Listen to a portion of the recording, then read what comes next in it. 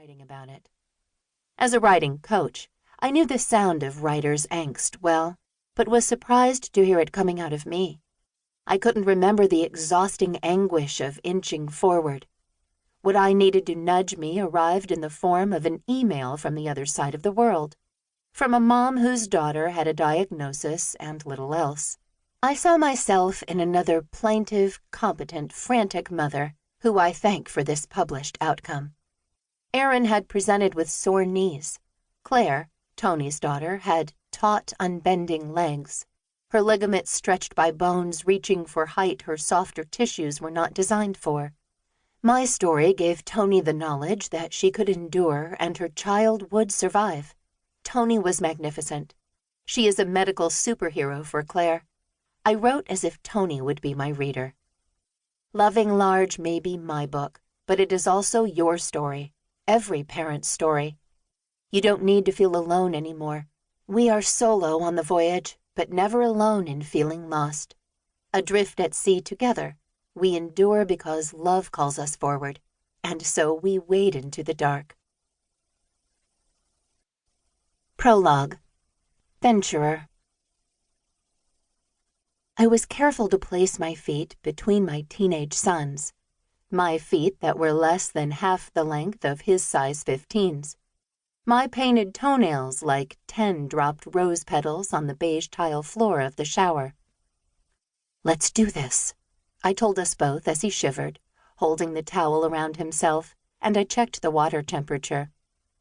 How many times in his life had I dipped my toe in first, or waved my bare hand under the faucet marked H before I let it touch his skin?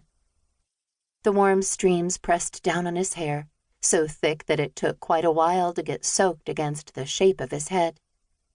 He leaned back to let the water hit his face, to savor the rinsing away of the dingy feeling of being unbathed for so long, of tubes and medical tape and fluids. "We'll be okay. The worst is behind us." Then I noticed the 3 inches of bloody water around our ankles, and I called my inner voice a fool.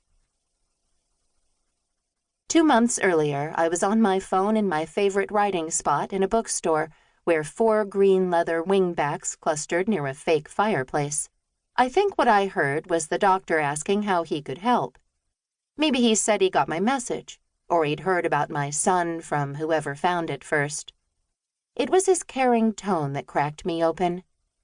Before, I would have mustered a giggle-worthy comeback to make him comfortable, some sarcastic quip to break the tension between strangers. But the last vestiges of my funny girl veneer were gone. I dismissed her from my cast of characters back in the pediatrician's office. The part of me that could react to crisis went over the cliff's edge as I stared at a pile of my son's school pictures and wondered how the hell I'd missed the signs. By the time the doctor asked the next question, I was managing only mumbles to convey I didn't know how he could help, but I sure as hell needed it. "Tell me what you know so far," Dr. Graham said. I blurted out a list of the medical facts I'd gleaned up to that point from doctors with specialties I would previously, and contentedly, not have known existed. Then I rhymed off blood levels and tumour measurements, and when I got to the part about my son's pain, I stood and paced because I thought movement might quell the tears that were rising. I sat back down, just on the edge of the chair at first, but the tenor of the conversation made me feel wobbly, so I slid to the floor, and a few minutes later I was on my knees.